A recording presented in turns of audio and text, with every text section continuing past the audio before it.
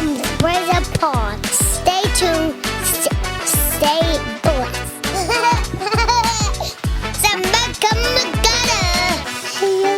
What's up, guys? My name's Alexis, your host with Praises in the Pod, and I'm so excited to be in the studio with Kim Butler today.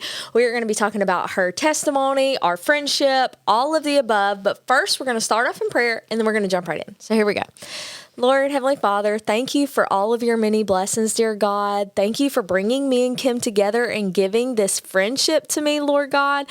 I am just so thankful for it and thankful that you have just made our paths cross. I just pray that you speak to us and through us today. You continue to lead and guide our lives and let this episode glorify you. In Jesus' name I pray. Amen. Amen. Amen. So before we jump in, I was just trying to think like the first time that we started talking, and that was Jingle Jam at our church, y'all. And we just had like a brief conversation. Her husband, we'll get there, but works at the church. And so like we work together, and I've talked about Kim and talked to you like briefly. Like Instagram DMs. Yeah. Instagram DMs. And then I'm like, you know what? Like I'm about to find her number in our database, and I'm going to ask her to coffee. And did. And so like we have talked every day since.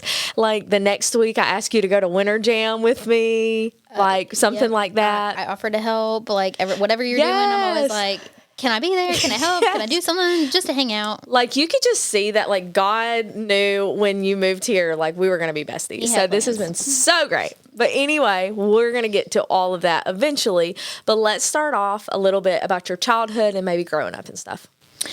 We moved here right before I turned 5, so Warner Robins is really all I know. My dad is Air Force, so that's what brought us here. And then my parents have always been together. They've been married, I want to say, 37 years. Oh, wow. Forgive me if I said that wrong. Maybe it's 38, but roughly in that time range. So we had, a healthy family dynamic. I have an older brother who also works at Southside, and then my younger sister. She's also she's married to someone in the Air Force, so now she does not live here, but we're very close. We're going to get into that too, because we've already recorded an episode with Kim and her sister and their testimony and everything else. But not to stray away from you. Let's go, girl. So I think I was probably around 7 or 8 when we started going to Southside. So that really is our home church for our whole upbringing that I can remember. And always was there every Sunday, every Wednesday. I served back when it was Kidstown. Oh, wow. Yeah, back in the day, yes. And then worked in the nursery, all of those things. Back up, I guess, we always went to private school during elementary school. Around the time I think I was 8, I started asking questions about, salvation and wanting to be a Christian. And so I was asking my parents, and they said, okay, tomorrow, like, let's take you up to the church and you can talk to a pastor about your different questions about salvation. So the very next day was actually September 11th, 2001. Oh. And my mom had come and picked us up from school, and, we're watching the news and seeing what's going on. And she was like, no better time than to drive up to the church right now and ask your questions. And if you want to get saved today, like, now's a great time. Well, that is just such a, so I did not forget that day. Yeah, no, and then it's so crazy because a lot of people do remember exactly where you were in that moment. And for you, you're like, that's the day I got saved. Yes. And it wasn't like a fear thing, because it really was the day before I was like searching and, what does that exactly mean? And like, am I not already saved? Like that kind of thing. Because I knew I loved Jesus, knew, that he had died for my sins and everything. But to go back that far, I don't know what the questions were, but I know I had enough that she was like, I want you to talk to a pastor. Yeah. Like, I don't want to do this at home. So I talked to Dennis Clark the next day and did get saved. And like I said, always stayed in church, always loved Jesus. Nothing like really standoutish about, I guess, my upbringing that was bad. I mean, I love my childhood. I look back at like our neighborhood that we grew up in was great. Like the kids were fun. And then every summer for the month of July, we'd always go to my mom's side of the family up in Minnesota, where we had a cabin up there, and we just were wild children all summer. Yeah. So it was kind of an idyllic childhood. That's awesome. Because sometimes, there are things that are really big and they mold us and shape us into like where we just go off the deep end. But for you, like it was pretty consistent. Y'all were in church, like you knew the Lord at a young age, like all this. And then high school comes around, and I know a little bit something bigger happens in high school. So tell us a little bit about that. So my senior year, I was hanging out with friends, and I did not drink. I wasn't doing any kind of drugs, nothing crazy that night, but we were at my friend's house, and we were on their golf cart, which is like a workhorse. So it's more of like a trunk in the back, not really seats. We were riding around, and we'll make this story really brief, like as brief as I can, but it is a standout moment because it did kind of change some trajectory of my life and where I ended up. But the guy who was driving was going too fast and thought he was being funny, and he swerved, and I was a very petite little girl for 17, and I just straight catapulted right into the roof and just perfectly, if you're watching, you can see that I smashed my 5 bottom front teeth out, and the top front teeth were hanging. I didn't realize at the time that I was missing that many teeth. I could taste the blood and everything, and was like, we've got to go to the emergency room. We need to get this fixed. I had 5 surgeries following that, just for debridement and getting bone grafts and tissue grafts and everything just to fix that. But really, I look back at that and just like see like, my dad always prayed a hand of protection or a hedge of protection around like all of his kids, and that is just one of those nights that you look back and I'm like, I for sure could have died. Yeah. Like it's like it seems silly to say that because I'm like, well, I only lost 5 teeth, but I mean, just a couple inches away from my neck, and that would have just been it for me. That would have been the end of my story. So I'm always grateful and think about like how much my dad has prayed over each of our lives and our kids' lives. So I do look back and see that God was protecting me. And fast forward, because that was my senior year of high school, you start, what am I going to do with my life? Like, what do I want to do? And it just really gave me a passion for dentistry. I wanted to help patients that felt like me, where it was like, the smile is what everyone looks at when they talk to you. So I wanted to see those transformations happen. I wanted to help people. I have a heart for people. So I kind of look at it as my ministry now, is I have about 8 patients every single day that I get to interact with a new person on the hour and make a difference, whether it's just encouragement or it's, I always listen to worship music in the room. So I just find that that's my ministry, and it's all because of an accident when I was 17. Literally, this is what changed the trajectory of things. Like, you never know what you could have gone into, but that happened and you had a passion for it right off the rip. Like, you were like, I want to go and be that for someone. And yeah. That is so awesome, girl. Like, that is such a terrible experience. Yes. Like, so bad. Like, and I didn't even know that until we started, like, to sit down and we kind of talked about a few things. And I was like, oh, I had no idea. Most people don't, which is, again, another blessing. I had phenomenal doctors who were able to fix it. And it is, my top teeth are natural. The bottom teeth are not. Yeah. Nice. People pay thousands and thousands and thousands for that now. So you got it done early. Okay, so that happens. You graduate. What does early years after that look like? So that was when I was 17, and when I was 21, I kind of was in a weird spot of, I didn't get into the program that I wanted to. So I was like, I am not sticking around Warner Robins to just figure out what I want to do, or if I'm even going to get into the program next year. So the next year of my life was really just kind of an open book. And like I said, we always went to Minnesota every summer. I loved it up there. That felt like my second home. That's where my grandma was. That's where my a couple of my cousins were. It's beautiful up there. And so I'd always said I wanted to move up there. My dad's like, you cannot make it in their winters. Yeah. So when I moved the week of Thanksgiving. But that's also your personality too, where it's like, oh, I can't do it. Watch me. Watch me. I will clean that snow off my car myself. Yes. But we make plans. God laughs. Yeah.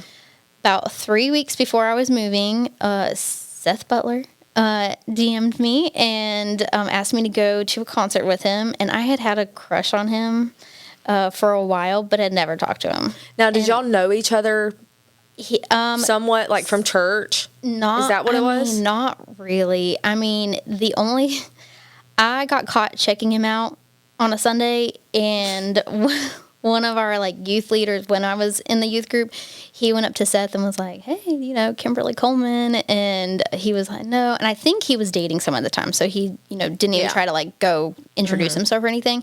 But then I believe my sister-in-law put in his ear after those two had broken up.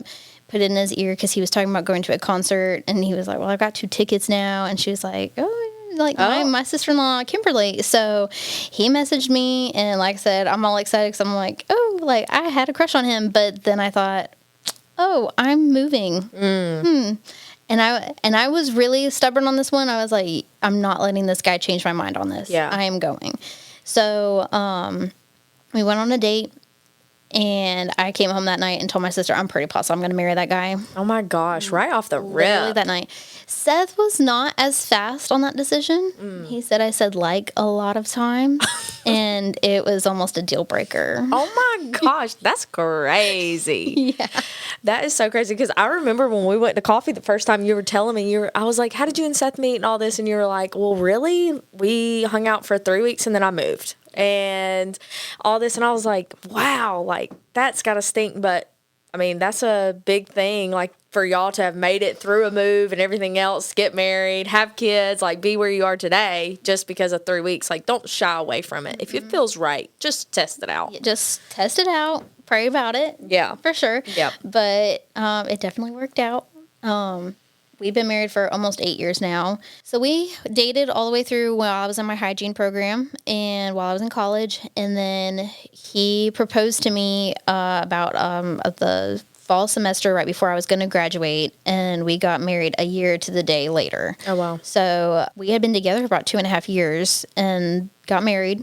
And about a year later, we were moving up to Milner, Georgia. Small town. Very small. But Seth had been working part-time at Southside, and I had been working full-time at a dental office that I was just very, very unhappy with. And it just was one of my first jobs out of hygiene school, and it just was not what I had thought it was going to be like. So I started praying for doors to open. I kind of wanted to get back out of Warren Robins again, but that wasn't necessarily what I was looking for. But I was kind of that is what, when you ask for a door to open, it's not necessarily for the office next door. It's maybe a little little different. So sure enough, I mean, we're talking within weeks of that prayer. Rock Springs was asking Seth if he was interested in moving and coming up there. It is technically a different denomination, so we did want to go check it out. And we went up there, I think, 3 Sundays in a row in their evening services, and we just loved it. I mean, absolutely loved it. It just felt like a new home. There was nothing like, we'll have to get used to this, or this is going to be different. It just felt like that's where we were supposed to be. So we prayed about it, and we moved fairly quickly. And I think we're celebrating our first anniversary there at our new home. So all moved fairly fast. I love that because in 2019, so that's y'all's 2018. My 2019, my mom starts going to the Potter's House, and the Potter's House is on the same property as Rock Springs, and so that's how I got to know about Rock Springs, and I love it. So when I hear you say when you walked in it, you knew this feels like home. There was nothing to get used to. Every time I visit, I'm like, man, I love this place. The atmosphere, the worship, the pastor, all of the above. I love it. But that's your 2018. Y'all are there for what, 5-6 years? We ended up being there for 6 years. 6 years. Okay. And so tell us a little bit about that time period being there. We were really happy. It was different because, I mean, we're talking, I had lived my whole life just being right in Warner Robins, which everything is about 10 to 15 minutes apart from each other. And now you're in this little town that everything is a 20-minute drive. So I was a little bit like annoyed about that. I always had a commute when we lived there, and we're talking like a 35-minute commute at the very least. And it turned out that the grass was not greener when it came to jobs. I was really, really struggling up there and started to kind of get mad about it. Like, I prayed this big prayer and I thought you had answered it. You answered it for Seth. You didn't answer it for me. So I had a little bit of a bitter view on the move. And even though I was so happy for him, I truly was happy for him and how much he was loving it there, I just was not super thrilled that first year. And I remember thinking that a baby would fix that. And it was, again, I don't want to be a cliche of saying, oh, a baby's going to fix this. It wasn't marital problems. There was never really marital problems going on that, oh, a baby will fix this. It was just like I was unhappy with my life. Yeah. I remember coming home and saying, okay, I think I'm ready. Like, I think we're ready to have a baby, blah, blah, blah. And he immediately, like the very next day, got a hold of a real estate agent. He was like, we are not having a baby while we are renting a house. Like, that was his next move. So he starts diving into that. And so it was a while before we ever really decided to talk about it again. But he wasn't against it for sure. So it kind of was in the talks. So it was put on the back burner a little bit. Like, it wasn't at the forefront of our minds. Like, I wasn't baby crazy. So fast forward to January 2019, I did get pregnant, found out on Valentine's Day weekend. And so we were very excited. That was going to be our first baby. Truly, like, beyond excited, because it wasn't like a whole thing of having to try and, getting emotionally tied to that situation. So we were super excited, told the family about it. And then it was like 8 weeks when COVID hit, and I stopped working. So I had about a week off of working, and all of a sudden I just kind of felt like the little symptoms that I was having were not really even noticeable anymore. So I remember like Friday night, of course it's a Friday when, something goes wrong. And so you're kind of forced with, you're either going to go to the emergency room or just deal with it. And so I told Seth that night that I was bleeding, and I called the nurse, and she said, I really wouldn't go anywhere if I were you, because I don't want you to go into the ER and get COVID just to find out like whether you are or not, you'll know. So we kind of waited it out that weekend, and of course it was a weird time. So of course I'm just on the edge of my seat trying to figure it out. This was the very first weekend, like I said, of like everything being shut down. Sunday Seth had to go into work and, was filming like their services, and I'm just dwelling and sitting in it and just like, I don't think I'm pregnant anymore, and just feeling really sick. And that afternoon when Seth came home, I told him how I was feeling is I just don't think the baby's alive anymore, which is a really weird thing to say at 9 weeks pregnant, because you're not feeling really anything yet, but you are tied to that soul, so there is a part of you that knows. So that afternoon, I did end up passing the baby, and it was just probably just the worst emotional pain I've ever been in. And I don't ask people for help, like, ever. I don't want to bring up my problems to people. But that was, like, the first time that I finally was like, you can't do everything on your own. You can't carry this on your own, and you have to turn it over to God. And God puts people in your life that can help you carry those things. And that is one of my things that I look back on Rock Springs most, is just how many people gathered around us, like bringing me encouragement cards, or asking if I needed anything as far as like, how can I pray for you? And like I said, this is a weird time of like being isolated by yourself. And I just remember, because Seth, like I said, he was still going to work and I'm staying at home. I just remember this just like oppressive spirit in the house with me. And I called him and was like, I'm really scared to be by myself. It wasn't that I was going to hurt myself. It's just I felt this darkness just trying to sit over me.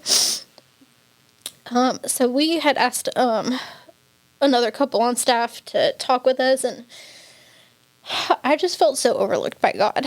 I had 3 other close friends that were all pregnant at the same time that I'd gone to college with, and it just, not that I wanted that to happen to them, but it was, why is this happening to me? What did I do? We've been obedient. We're doing what we're supposed to do, and it was just devastating, obviously.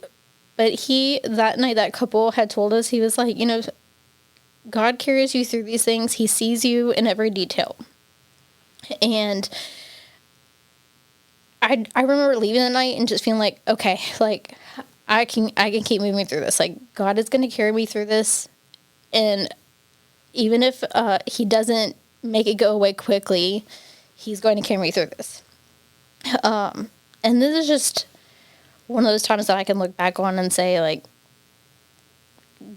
God did see me.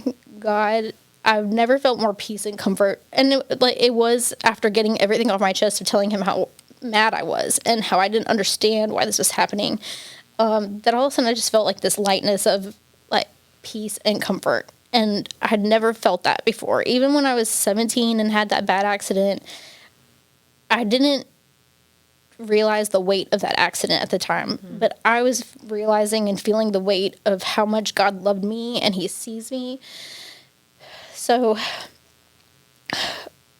I remember sharing that with, like, I had gone through like healing and praying about it and really not asking why anymore. Like, that's not what matters. I'm not going to know on this side of heaven, but I was healing from it, and I just felt really laid on my heart of, like, going through all of this during isolation. I wanted to share the story. And so I had shared it, and another girl at the same time was going through the same thing I was, and she didn't have anyone who understood. And so I had felt like, okay, if it helped one person, like, that it matters, that our baby matters. Right after, I think it was after I made that post and like had shared, because I would have been through my first trimester. You're supposed to, wait a cycle before you try again. And sure enough, after I had shared that, and I really, like I said, that was not an attention-seeking post. You always feel like, this is going to come across as attention-seeking, but it really was to help somebody. Yeah.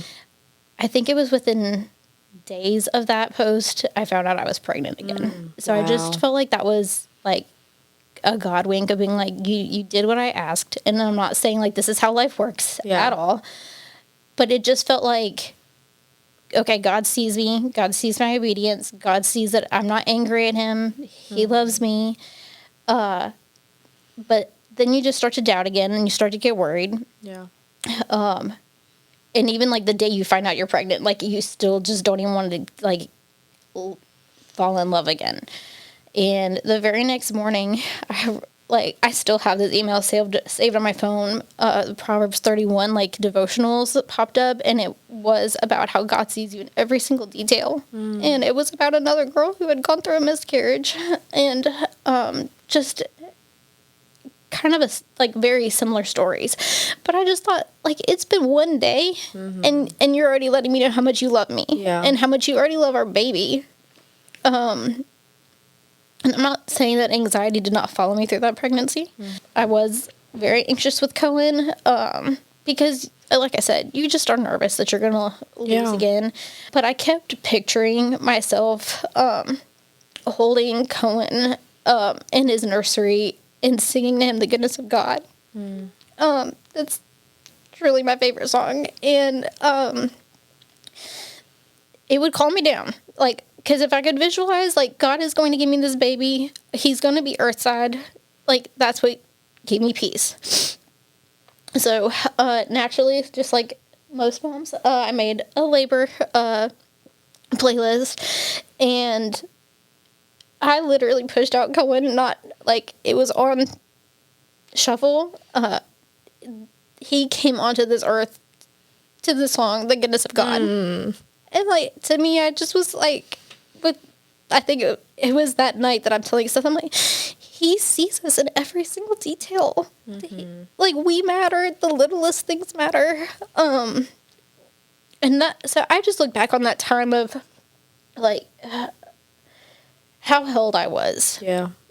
And like I said, it just is like, it goes back to the sparrow, is if he cares so much about the sparrow, like how much he cares for us. Every hair on our heads, my little redheads, he cares. He loves them so much. Little red velvet.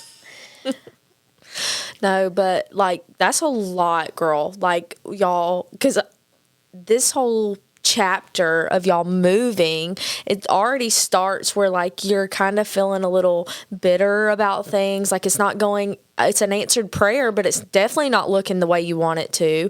You know, a year or so goes by, y'all have you get pregnant, and then you lose your baby, and you're just like in this season of sadness and grief and don't really know where to turn. But in that, you start seeing the light. Like those things start making a little bit more sense. I guess that's not the right thing, but you know, like you start seeing his goodness, I guess, following you.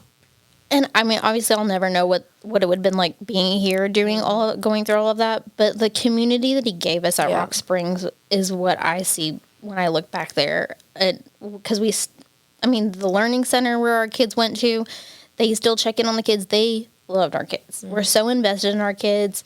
The staff there, they still, are offering Seth his job back. But we were loved there, and we loved it there. I feel like our marriage grew spiritually so much there, and it was just being under, and it, not that, again, it couldn't have done that at Southside, but I think we were exactly where we were supposed to be. Yeah. All of it really was like, this is why we are where we are right now. So you have Cohen to a goodness of God. Like, wow, what a testament. Like, I feel like that song for you is probably the same it is for a Beautiful Name. Like, that's just my song. Like, when that song comes on, I know it's me and God's moment. I feel like someone needs to tranquilize me when the goodness of God comes on. Like, for sure. Like, she needs sedation. She needs to be calmed down. Calm. Okay, so that was just such a blessing, though. Like, Cohen is such a blessing, a little fiery redhead. Love it. But then you have another one. Yes. Miss Mallory. She was definitely more planned. I kept on Seth a lot, asking when we could have another one. But she was kind of a hard pregnancy as far as, I think starting week 5, every single day I was sick multiple times a day, on the way to work, on the way home from work, in the parking lot, all the things. And so she was just wearing on me a lot, but we were still very excited. I always have a good attitude about pregnancy because I know what it's like to not have them. So I kept on talking up, it's fine, everything's fine. And at her 20-week ultrasound, I, of course, am always on edge at these appointments now. And I'm watching her scanning, and I am like, I know my eyes are just getting bigger and bigger. And it's not because I see something, it's just I notice that she keeps going over and over at a certain area. And honestly, it was her heart more than anything. So as soon as she left the room, because she didn't say anything like super encouraging, like healthy baby, like no big deal, don't worry. And so as soon as she left the room, and I'm like looking at Seth and I'm like, something is wrong. And she didn't say anything. She's not allowed to say anything, but I'm just like having a full on meltdown. And he's like, you need to calm down. Like, they didn't say anything. Like, just let's go to the room. And I said, you didn't notice, like, she kept scanning her heart. And he's like, okay, yeah. I mean, I did notice that a little bit, but it's okay. And so we go into the room with the OB, and she tells us that there's a cyst on her brain. Now, everyone likes to tell you what is normal in pregnancy, and like a little variation of normalcy, it is not helpful. Because once you hear something's wrong, like, you are just going off the deep end. And so she's like, we will send you to a specialist. It could be, 6 weeks out. And I'm like, 6 weeks out? No, ma'am. Tomorrow. I would like to have an answer on this immediately. But she really was encouraging, like, this happens all the time. These go away. No big deal. But again, that is not what was sitting with me. So I get in the car and I just lose it. Like, can't stop crying, and I don't know if I stopped crying for a couple of hours. Like, I didn't even want to, like, call my mom to tell her what happened.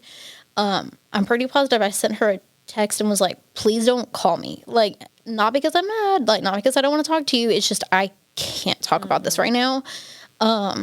So, like I said, I mean, I just had a good cry for a couple of days, and then just all of a sudden it just was just remembering God cares about my babies even more than I care about my babies, which seems so impossible, but he does. He loves them so much more than I could ever love them because he sacrificed his own son for my babies.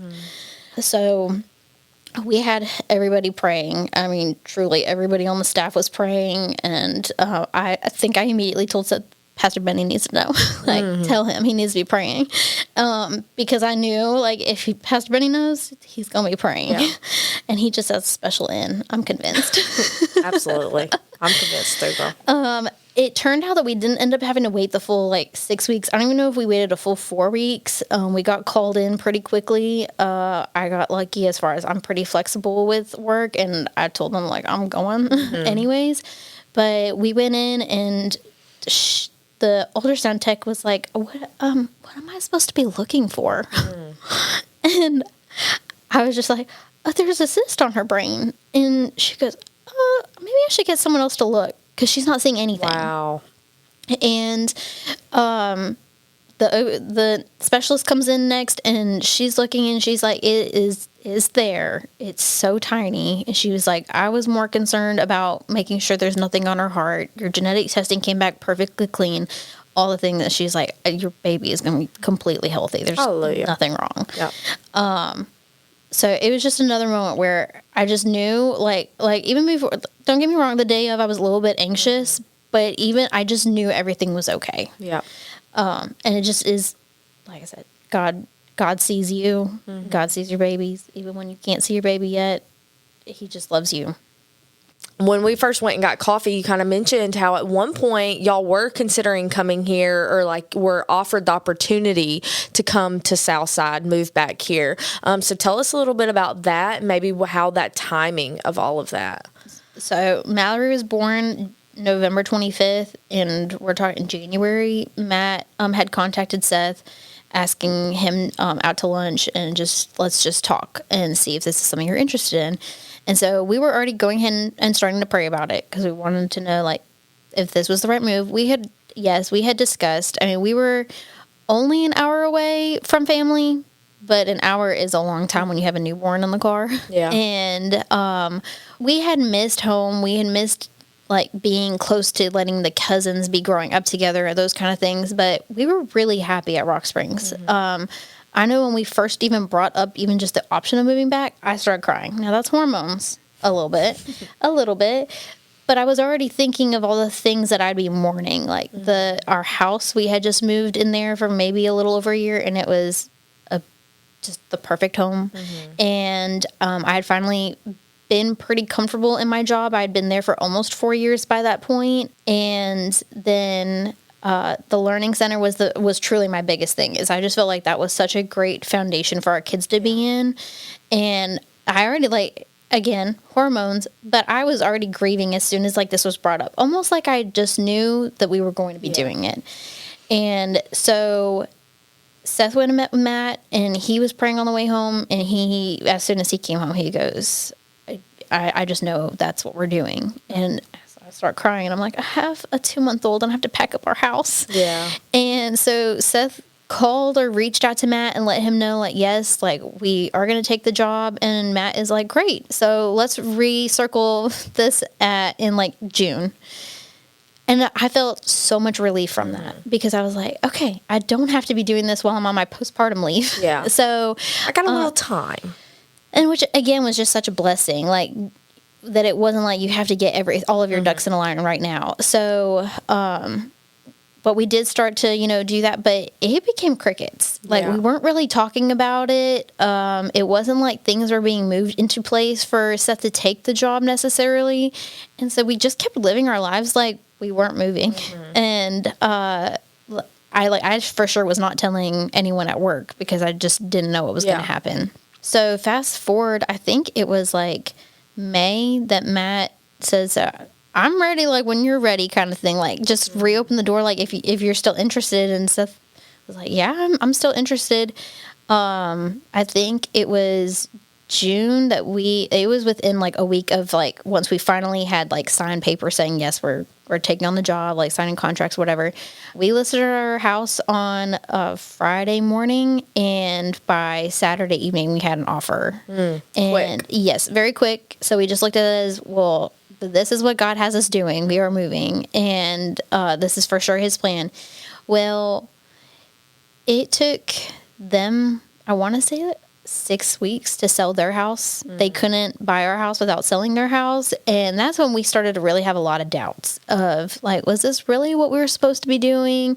And, you know, all these things are happening at Rock Springs as far as like their growth, that all of a sudden it kind of had us feeling like, we want to be here for that, selfishly. Because we loved seeing what God was doing at Rock Springs. We loved being a part of what God was doing at Rock Springs. And so it just was like feeling like you're going to miss out on what's happening back there. Yeah. Exactly. So, but there were all these pros on moving to Southside. Yeah. Too, and Seth and I actually was feeling like I was being ministered during the services for a couple weeks leading up to that decision, was that, you know, Seth had been being formed during all those, like the 6 years at Rock Springs. He was being made into a leader to be able to lead at Southside. If Seth would have been given this job at Southside 6 years ago, he wouldn't be the same person at all. So I was feeling like, okay, like I know I'm getting like pushed into the Southside, like this is the answer.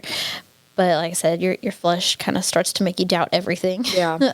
Which he mentioned that, like when he came, he was like saying, I was given this gift. I was like, you know, brought up to be able to bring it here to grow too. Like, it's not just like a selfish thing to leave it there. Like, I wanted to bring all the things that I have learned to Southside, and like truly been a blessing, been a big blessing.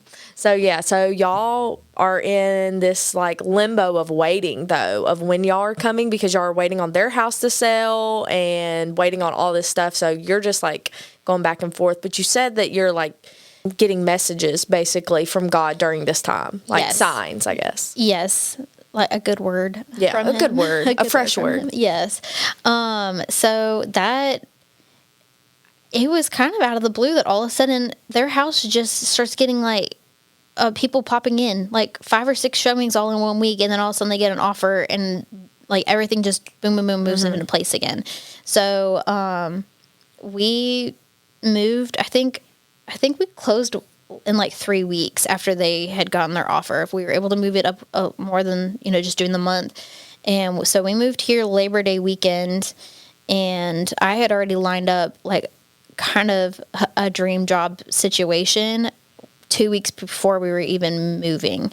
And I just remember like crying the whole way home, because I had driven down to Warner Robins for the interview and driving back home and just been like, this is what I've been wanting. This is the family-oriented job that I wanted. This are the hours that I needed to be a more at-home mom than I have been. I won't be spending 45 minutes on 75 praying that I don't get into another car accident. Yeah. And it feels like bragging now when I like think about, at first it was not super easy. That's a whole other thing with our 3-year-old. He's 4 now, but he did not have an easy time with moving at all. But now I can look at it and it just feels like bragging on like all the different ways this has like helped our family and been such a blessing, and even just in friendships. Yeah. But like just between how much more I'm at home.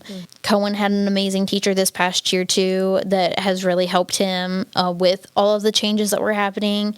It was almost on a daily basis. He was asking us when we were moving back to Rock Springs, which I just did not anticipate our 3-year-old being so worried about. Or like holding on to it for a very long time. Because I mean, like he really just stopped that more recently. I was worried. A few months ago. Yes, I was worried about him, because even still on Sundays, I'll still watch Rock Springs while I'm getting ready for church.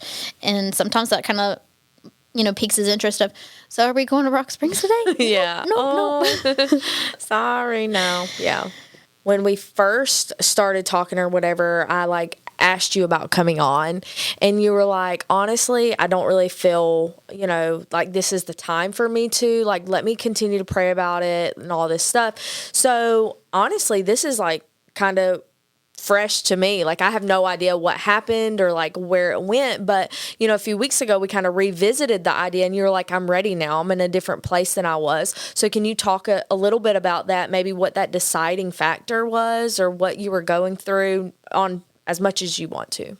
So you asked like 24 hours after we met?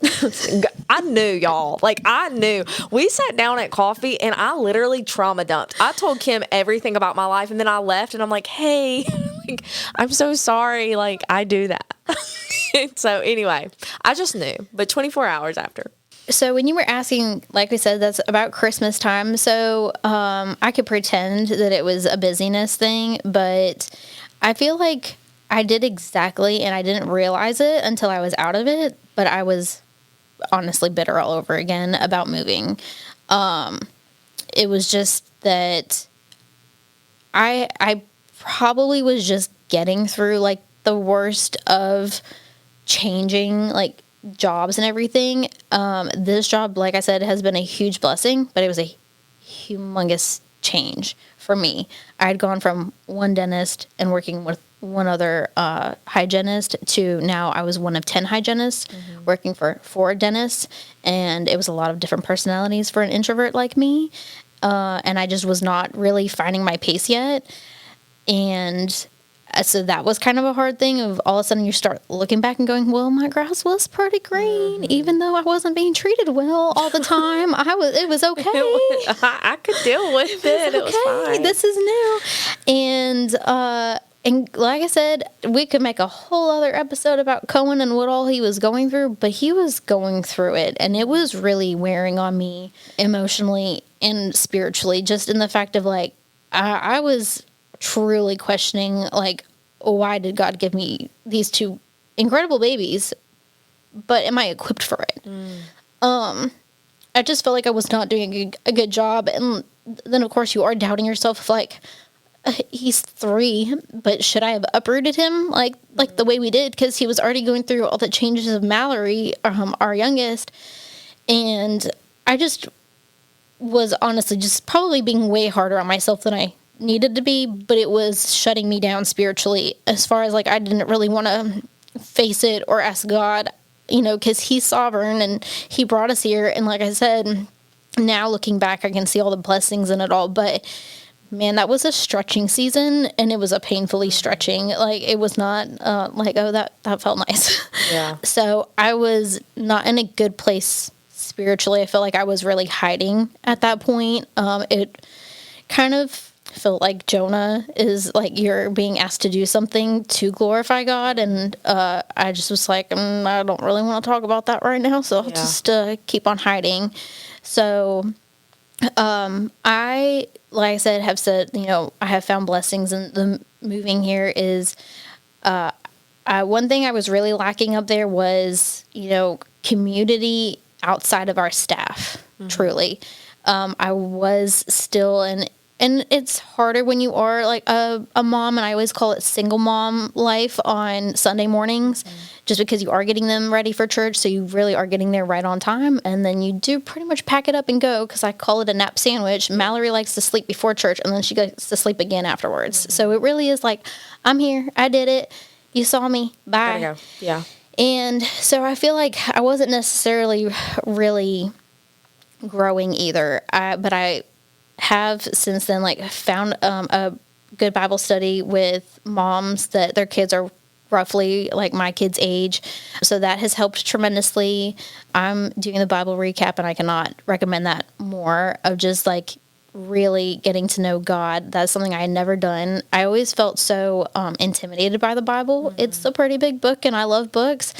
But if you let the world tell you about the Bible, they make it seem like it's going to be real boring. It's not going to be, it's going to be a lot of rules, and God is a mean God. You can really let the world talk you out of reading the Old Testament real quick. And I have just been absolutely loving that, just like really pouring into that. And it's just giving me a whole fresh insight. And like I said, you read about Jonah and you realize, I'm an Israelite. I'm a griper. Is as soon as you delivered me from what I asked you to deliver me from, this isn't what I wanted. This isn't what I thought. Not looking good. And how funny it is that we always do look back at their complaining and being like, oh my God, like they're so ungrateful. And then here we are. Yeah. So that's how I identify myself now as an Israelite.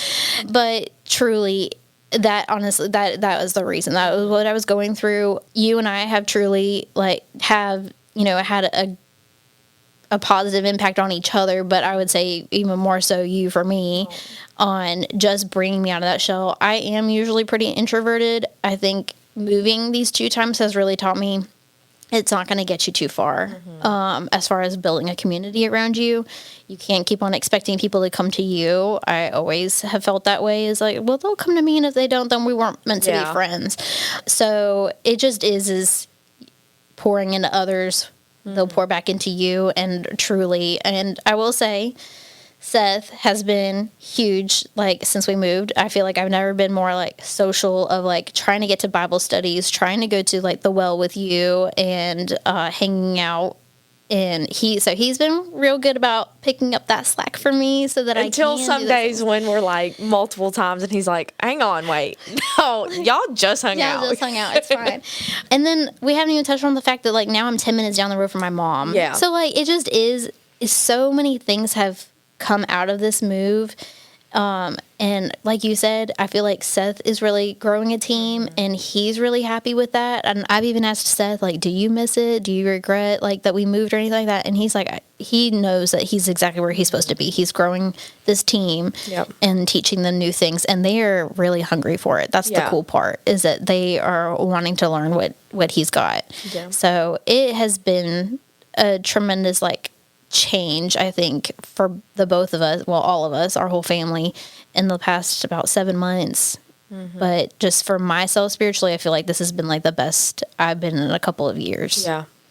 There's been so many times where over our lives, we're always in that stretch, and it's like, oh my gosh, what's going to come from this? I'm tired of being stretched. But when we acknowledge why we were being stretched and where we gotten today because of that, that's where it's we see that goodness of God. We get to see all the times that he was right there, that we didn't feel like he was, but he was there.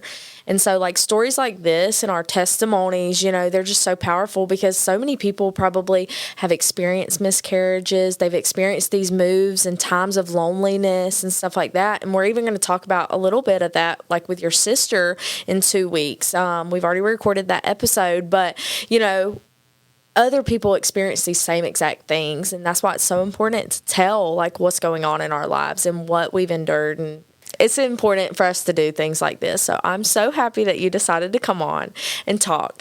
The last thing, whatever you really want to say, maybe God's laid it on your heart about something more specific, or maybe something that we never even touched on, or just a word of advice or something God's revealed to you. You tell me. I really do think I'm just going to, one more push for the Bible recap, because truly, it was something that I seriously did all the time. Was I should do that. I'm going to do that. I'm going to do that. And then it finally was no one's doing it for you. Yeah. No one's going to open it up for you. Just open it. And it's so much easier this way. It's so much less, like I said, it is intimidating to just open it and hope for, this is going to be what I need today.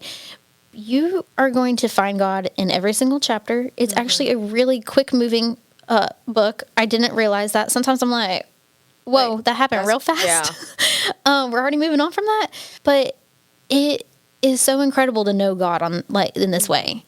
So if you've been on the fence about it, I really could not recommend it more. Yeah. And I don't work for the Bible Recap, but maybe one day. Sponsored ad, actually. No, I'm just kidding. No, but really in the Bible Recap, they also have videos on there, and that is very helpful. Incredibly. Because sometimes I'm reading and I'm like, what's going on here? And then when you go watch the recap, it's like the actual video. I'm like, that explains it. It gives Do you you some watch context. the video first or do you read first? I read it first. Me too. But it puts it in the devotions part of it. I've been But I wondering come about back. that too, but I want I want to read it for myself Yeah. and then have someone make sure that I understood it. Yeah.